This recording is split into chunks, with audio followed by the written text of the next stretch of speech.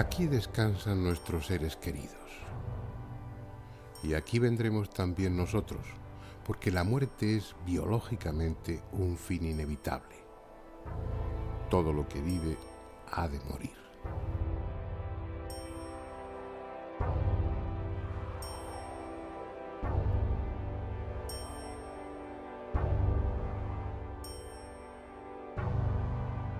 Para las demás especies parece no haber problema, lo aceptan como lo que es, un hecho natural, pero los humanos somos distintos, tenemos conciencia, sabemos quiénes somos, pensamos, sentimos. Por eso cuando alguien cercano muere, experimentamos tristeza y nostalgia por su ausencia. Una pregunta surge entonces. ¿Volveremos a encontrarnos? ¿Hay algo más allá de la muerte?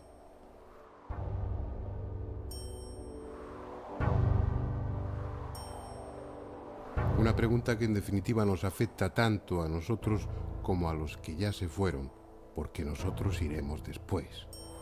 Por eso el hombre ha sentido desde siempre la llamada de lo trascendente. Por necesidad, para mitigar la angustia, el miedo a dejar de ser, o porque ha tenido experiencias que le han hecho entrever ese otro mundo. Experiencias iguales a las que ahora muchos tienen. Sueños, estados de casi muerte, trances, proyecciones fuera del cuerpo. Sea por una u otra razón, o por ambas, los humanos llevamos milenios intentando comunicarnos con los muertos. No solo para tener una prueba de que después de la muerte se continúa existiendo, sino también para saber cómo es ese otro mundo que presuntamente nos aguarda.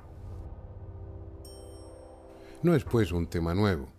Sin embargo, en la historia reciente suele decirse que el espiritismo, la comunicación con los muertos, nació en marzo de 1848 en una casa de Hydesville, en el estado de Nueva York, cuando las hermanas Foss, entonces unas niñas, comenzaron a recibir mensajes mediante raps, golpes secos en los muebles y en las paredes, de un buhonero asesinado en aquella casa años antes. Y aunque los contactos con el otro mundo sean mucho más antiguos, ese hecho puede bien servir de referencia, porque a partir de él, la comunicación con los espíritus se convirtió en una práctica habitual en los salones de América y de Europa.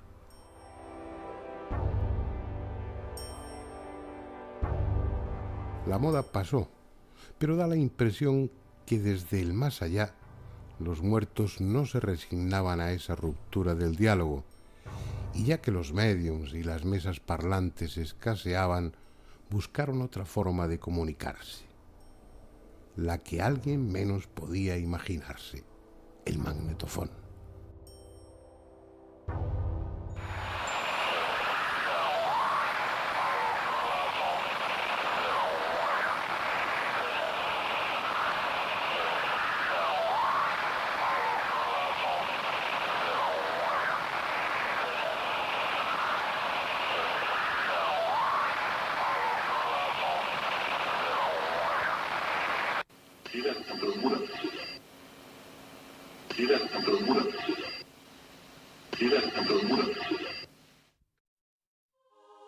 Fue el 12 de junio de 1959. Ese día, Friedrich Jürgenson obtuvo accidentalmente las primeras psicofonías mientras grababa con su magnetofón portátil en un bosque cerca de Estocolmo. No era esa su intención. Trataba simplemente de grabar el canto de determinados pájaros para ambientar sonoramente uno de sus documentales. Fue después, al llegar a casa y al escucharlo grabado, cuando se dio cuenta de que además del canto de los pájaros había otra cosa. Voces, murmullos, prácticamente ininteligibles, e incluso el sonido de un instrumento musical.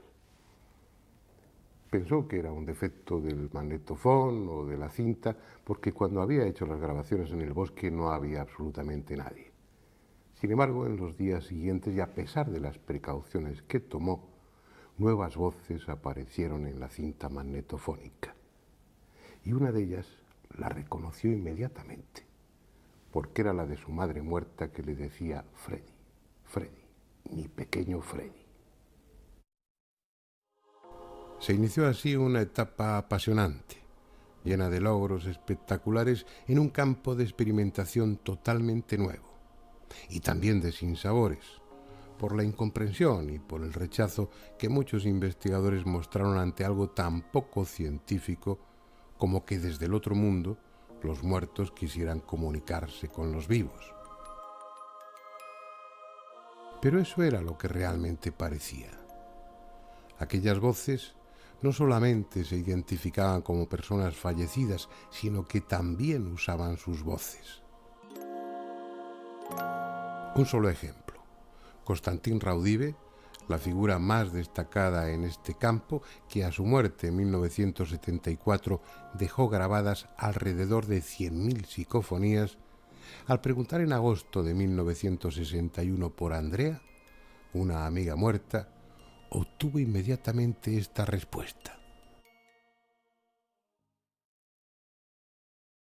Sí, Andrea. Sí, Andrea. Sí, Andrea. Lejanas, apenas audibles, o como si tuvieran que apresurarse por alguna razón, las psicofonías solían y suelen reducirse a palabras sueltas o frases muy cortas.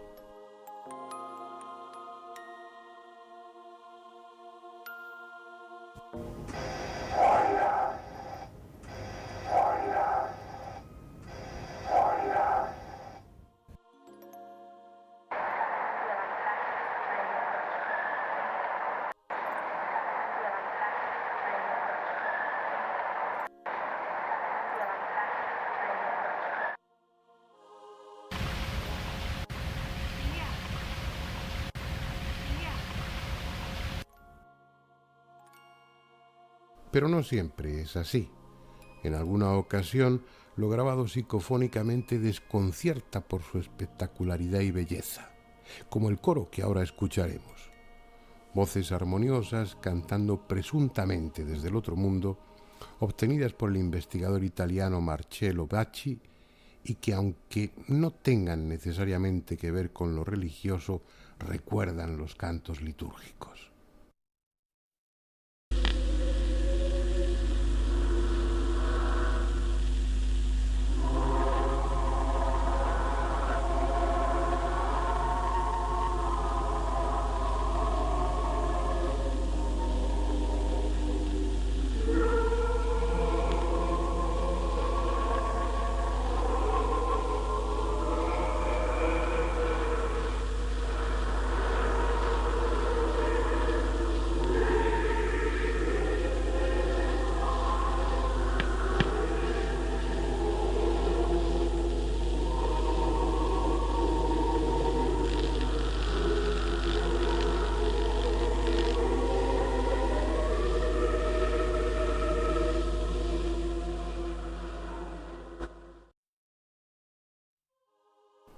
La que sí tiene un claro contenido religioso es la que grabó Pedro Amorós en un castillo templario. Una voz, que escucharemos 3 veces, como si quisiera desmentir las acusaciones de herejía que se vertieron contra los miembros de la Orden del Temple, dice con voz grave y rápida: In nomine Pater et Filii.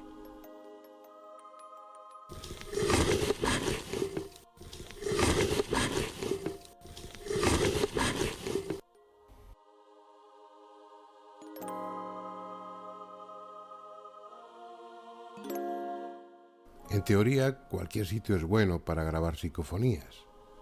Como veremos después, los investigadores las obtienen frecuentemente en su propio laboratorio. Pero los lugares donde se han producido hechos luctuosos o dramáticos parecen los preferidos cuando se hace investigación de campo. ¿Por qué? Puede que, como algunos sugieren, allí quede una especie de energía remanente, como si los sentimientos acumulados en el lugar favoreciesen los fenómenos paranormales. Puede también que todo se reduzca a que esos escenarios aportan un grado de romanticismo que estimula a los experimentadores.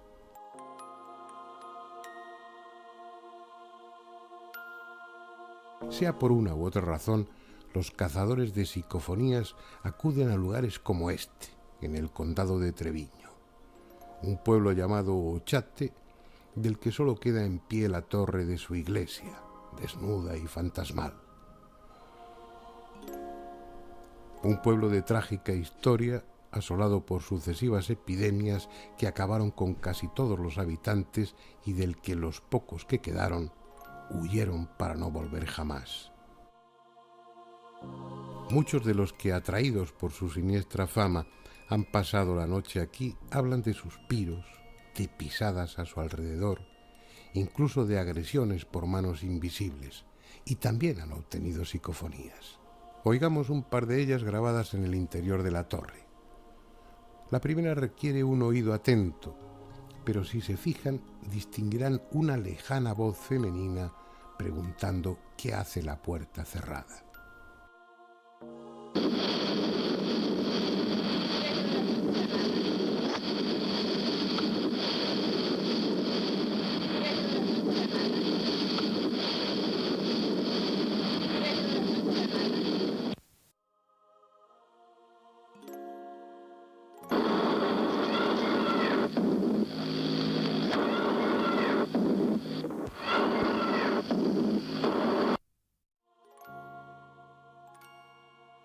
Pero aunque es lo frecuente, no siempre las psicofonías resultan de difícil audición. Cambiemos de escenario para escuchar otras tan claras como espeluznantes. Esta es la moderna y activa ciudad de Albacete. Y este es un edificio más, aparentemente. En él está instalada la Jefatura de Industria de Castilla-La Mancha, pero antes estuvo la Casa de la Marquesa, habitada en tiempos por doña Margarita Ruiz de Liori, marquesa de Villasante. Una mujer singular, en muchos aspectos adelantada a su época, de la que se dice que celebraba reuniones donde se practicaba la magia negra. En 1954 fue acusada de haber mutilado el cadáver de su hija Margot, así como de otros hechos siniestros, entre los que figuraba el sacrificio de animales. Tengan o no que ver con aquellos acontecimientos, lo cierto es que el moderno edificio ha sido teatro de fenómenos paranormales de los que el personal de las oficinas ha sido testigo en numerosas ocasiones. Por este motivo, un equipo de investigadores dirigido por Fernando Rosillo, José Luis Tajada y José Martínez, y dotado con un complejo material técnico, pidió y obtuvo permiso en 1998 para realizar diversas pruebas, entre ellas la grabación de posibles psicofonías. Y fue precisamente en ese tipo de fenómeno en el que obtuvieron resultados positivos y espectaculares.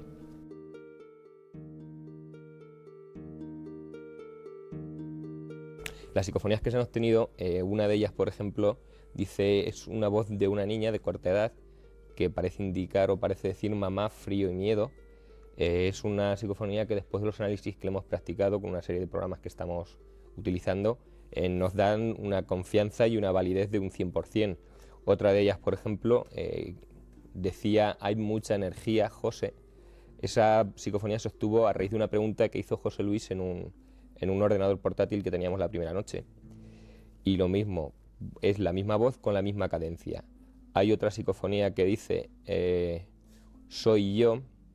Esa se obtuvo en la sala de juntas y es curioso porque esa grabación sí que hay una cinta de vídeo, se está viendo cómo se graba todo, no sale nada, se para la grabadora y a continuación es cuando sale la voz. Probablemente esto se deba al campo magnético generado por el cabezal de la cinta, pero eso pues está por demostrar aún, todo esto son hipótesis. Y por último, la otra psicofonía, quizá la más impactante por el contenido, sea la que se grabó la última noche. Es la misma voz con la misma cadencia, y en este caso lo que decía era simplemente yo soy Dios. Son psicofonías, como estábamos comentando, que sin tener que filtrar, ni limpiar, ni samplear, tienen una claridad y una contundencia para nosotros poco conocida. Y en efecto, resultan perfectamente audibles. Y podría añadirse que escalofriantes, porque se trata de la voz susurrante de una niña que dice cosas como mamá, frío, miedo.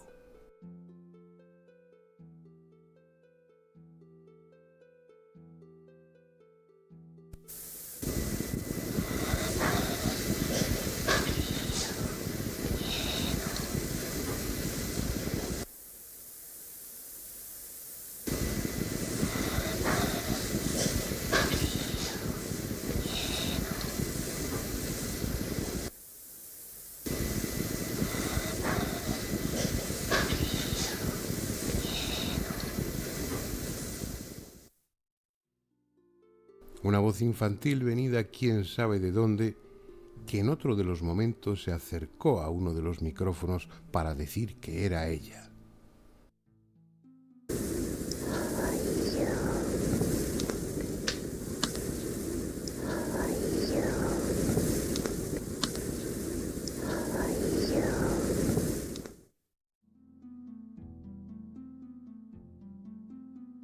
La misma voz que luego diría: yo soy Dios.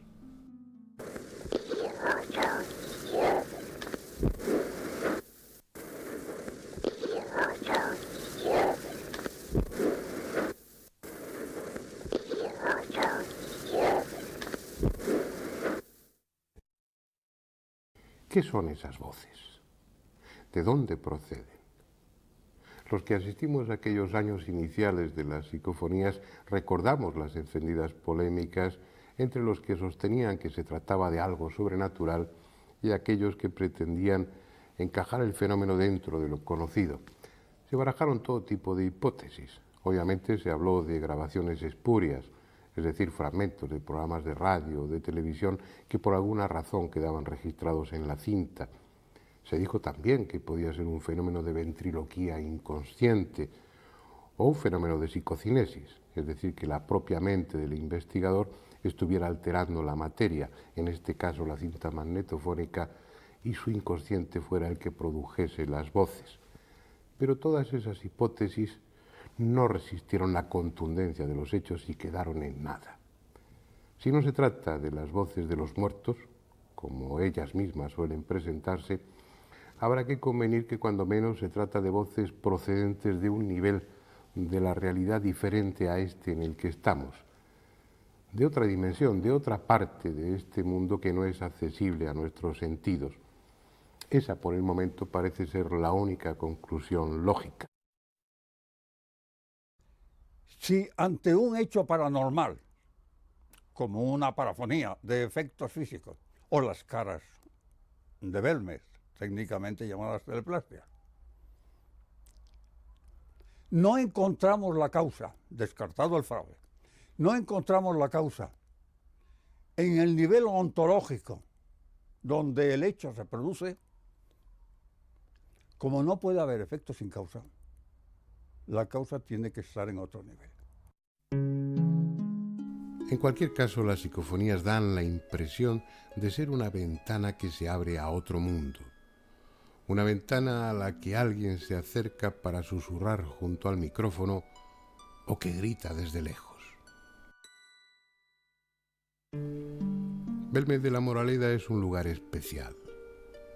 En una de sus casas vienen apareciendo desde 1971 rostros en el cemento del suelo. Figuras de tosca apariencia, impresionantes a veces y otras grotescas, que han despertado todo tipo de especulaciones, pero que en opinión de los que realmente las han estudiado, incluidos muchos investigadores prestigiosos, constituyen un genuino fenómeno paranormal, el más importante quizá en la historia de la parapsicología contemporánea. El por qué se aparecen sigue siendo un misterio, y no pocos las vinculan con lo sobrenatural, aludiendo a que esas casas se levantan sobre un viejo cementerio o al rumor de que en tiempos hubo allí un prostíbulo en el que se produjeron hechos sangrientos. En un lugar así, Aficionados y expertos no podían dejar de intentar obtener psicofonías. Y en efecto, en estos 30 años se han grabado centenares. Vamos a escuchar algunas seleccionadas entre las muchas que Pedro Amorós ha obtenido en sus viajes a la Casa de las Caras. La primera es una voz de mujer que llama a Ángela. Como el resto de las psicofonías, la escucharemos 2 o 3 veces.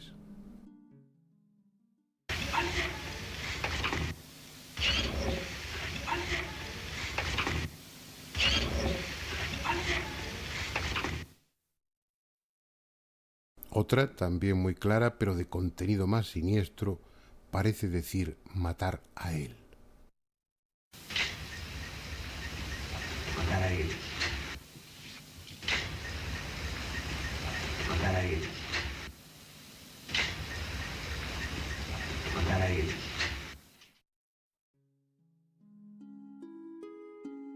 Al preguntar al investigador si había algún tipo de entidades en el lugar, se grabó una psicofonía que respondía afirmativamente diciendo almas hay.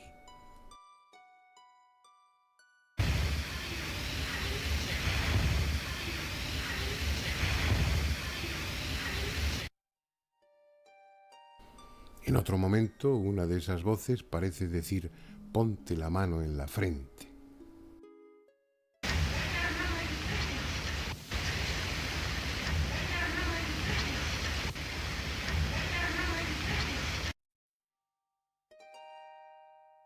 Y por último, una psicofonía que expresa su complicidad con María, puesto que al preguntar esta por qué esas entidades están en su casa, se grabó una voz de mujer que decía, es un abuso.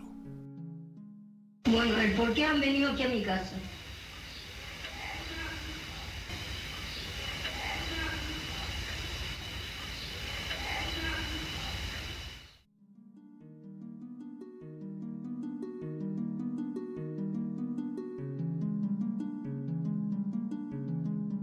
Aunque mucho más joven que Germán de Argumosa y que Sinesio Darnel, Pedro Amorós es ya uno de los investigadores más conocidos en Europa en este tema, tanto por su rigor como por su tenacidad.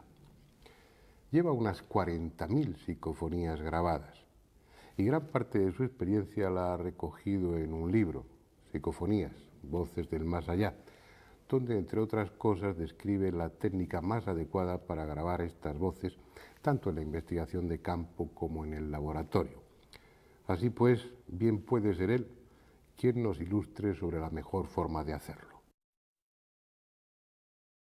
Pues para grabar una psicofonía, la técnica más simple que hay es un simple magnetofón de estos de reportero que utiliza normalmente la gente. Eso sí, con un micrófono conectado con un cable, ¿no? Esto nos da un registro y aquí se pueden grabar psicofonías y hay muchísima gente que ha obtenido psicofonías verdaderamente espectaculares con esta técnica, con un simple magnetofón, un grabador.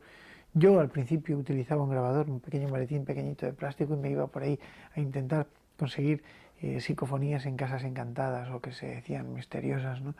Y así obtenía algunas de las imágenes más curiosas, grabaciones más curiosas.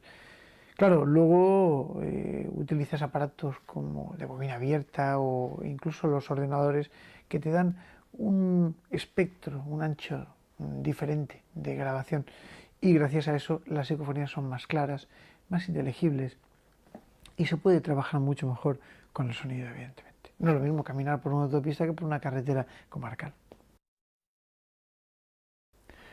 Evidentemente la técnica es así de sencilla, la técnica es muy sencilla, es simplemente conectar un magnetofón, un pequeño grabador, aunque sea portátil, con un micrófono, una cinta virgen y bueno, pues intentar grabar al máximo volumen que se pueda, dejar unos minutos de silencio y esperar en esos 2 o 3 minutos intentar hacer alguna pregunta o algo por el estilo.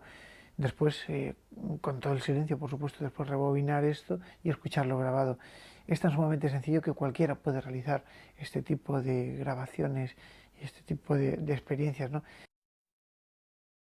Sí que tengo algunas grabaciones curiosas. Evidentemente, pues como normalmente estoy realizando este tipo de investigaciones psicofónicas a lo largo de todos los fines de semana, pues algo he obtenido. Sin embargo, una de las más curiosas que recuerdo fue una que obtuve en el Santo Sepulcro, en Jerusalén. Allí, bueno, pues obtuve un poco, de una forma curiosa, el permiso para poder investigar dentro del Santo Sepulcro, cosa que no es fácil, y me dejaron durante unos minutos trabajar solo dentro, en el interior de esa cueva, ¿no? Al analizar las grabaciones se escucha perfectamente una psicofonía de una voz de un hombre que dice con toda claridad: Constantín. Estamos en el Santo Sepulcro. En el Santo Sepulcro. Estamos en el Santo Sepulcro. ¿Qué sería Constantín? ¿Constantín Raudive? No lo sé. El caso es que nos plantea aquí este misterio. Para mí es una de las psicofonías más curiosas y que desde luego, bueno, pues por su claridad y evidentemente por el lugar donde fue grabada, para mí es importante. Es esa la duda que siempre queda flotando en el ambiente. ¿Son quienes dicen ser? ¿Realmente los muertos, nuestros muertos, están intentando comunicarse con nosotros? ¿O acaso, sin proponérnoslo, hemos abierto una brecha en el muro invisible que separa esta realidad de otra, en la que hay de todo, incluso almas? ¿Por qué no utilizar ese nombre? Almas que no saben dónde están.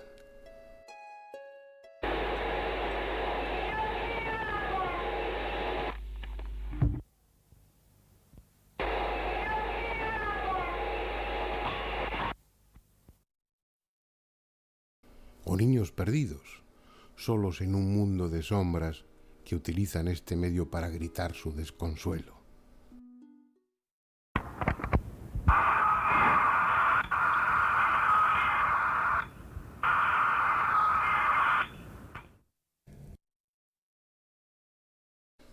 Una brecha por la que se cuelan en este lado y comentan lo que ven.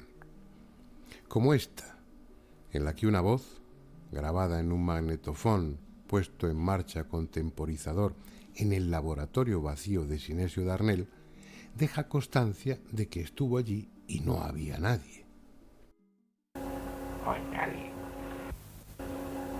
Hoy nadie. O ante un malentendido con el mismo investigador se excusa diciendo que él no ha sido.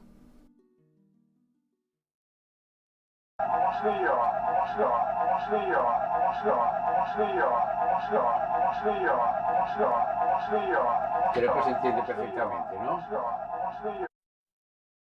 Quizá ese otro mundo del que vienen las voces no esté en ningún sitio que pueda visitarse y sea un reino sin tiempo y sin espacio.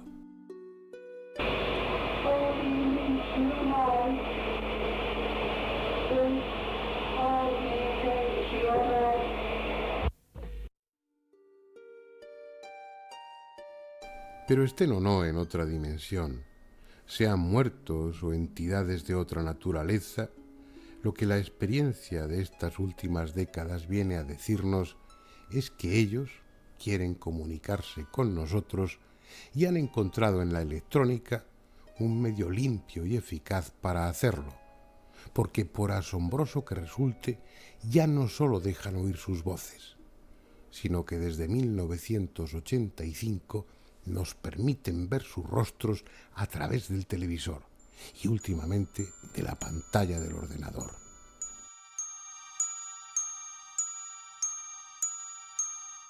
Este es el padre François Brin, durante una de sus conferencias. Sacerdote y teólogo, se ha convertido en algo así como un apóstol de la transcomunicación. Entiende que las psicofonías y ahora las psicoimágenes constituyen una fuente de esperanza, un alivio para aquellos que han perdido seres queridos o sienten el temor de que tras la muerte no haya nada. En sus charlas muestra un vídeo donde se recogen muchas de las psicoimágenes de los primeros años obtenidas por Schreiber y el llamado Grupo de Luxemburgo.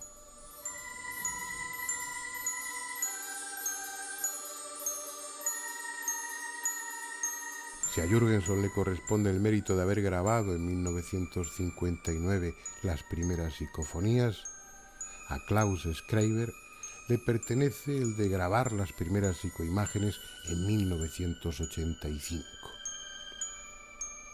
Lo curioso, lo extraordinario, si hemos de ser justos en el adjetivo, es que las instrucciones para obtener esas imágenes del otro mundo se las dio su hija muerta a través de varias psicofonías. Así pues, y mientras no se demuestre lo contrario, estos rostros pertenecen a los que entendemos como espíritus, personas que están al otro lado de la muerte. Varias de ellas han podido ser identificadas, y en el vídeo que estamos viendo también se muestra la fotografía de algunas tomadas en vida.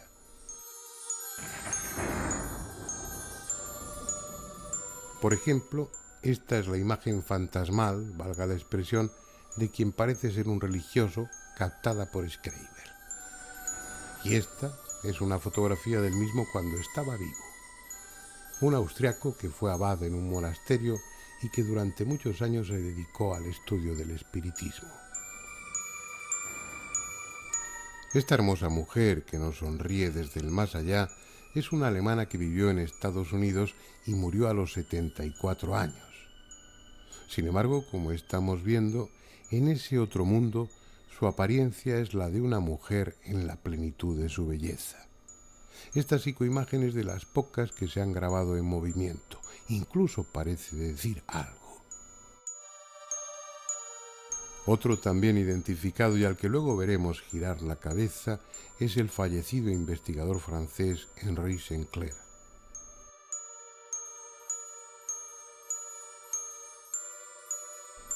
Pero siendo todo ello desconcertante, lo más insólito es que algunas de esas imágenes muestran un mundo similar a este, con objetos, mar, paisajes, animales.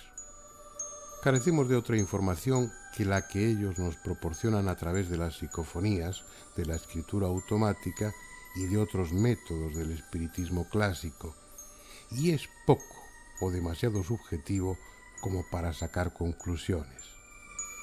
En realidad no sabemos si estamos viendo ese otro mundo como auténticamente es, o como ellos, sean muertos u otra cosa, quieren que lo veamos. En todo caso, y dejando aparte los inevitables fraudes, estamos ante un fenómeno de extraordinaria importancia.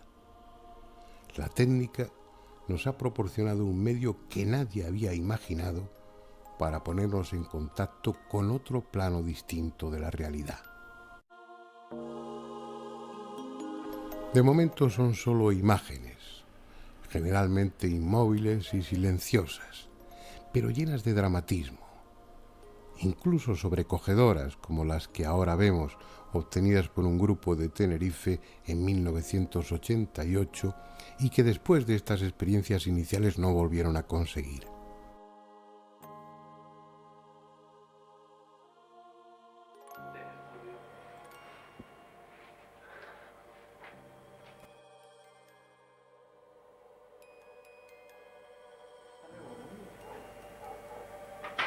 Meto la cinta. Y luego.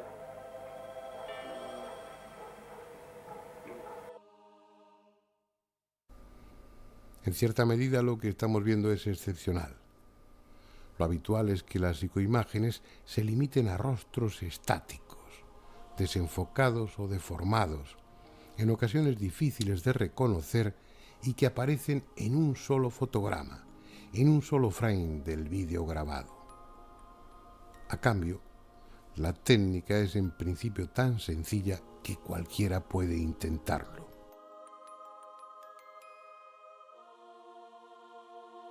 Pues la psicoimagen realmente es muy sencilla de obtener, simplemente hace falta una cámara de vídeo pequeñita conectada a un monitor de televisión y entonces lo único que tenemos que hacer es enfocar el monitor de televisión con la propia cámara. Una vez que tengamos enfocado, dejaríamos un ángulo de unos 45 grados con respecto a la línea del monitor cámara y bueno, pues lanzamos el zoom un poquitín hacia la esquina inferior derecha normalmente, hasta que se forme un efecto de retroalimentación que normalmente suele ser una espiral. En esta espiral nada más conseguir este efecto que nosotros le llamamos retroalimentación, pues ahí lo único que hay que hacer es intentar obtener estas psicoimágenes. Es muy buena la técnica de utilizar una cámara conectada al ordenador y el ordenador que puede registrar todo lo grabado, porque así podemos examinar sin ningún problema todos y cada uno de los fotogramas, frames que componen la grabación de estos segundos de filmación, ¿no? Y esto es muy, muy útil. Otra cosa sería utilizar el vídeo, ¿no? Que también es un sistema un poquito más arcaico, pero evidentemente bueno, pues muestra la antigua usanza del tema de las psicoimágenes. Lo que pasa es que, claro, los cabezales del vídeo peligran, ¿no? Porque 10 segundos son 240 y tantos fotogramas.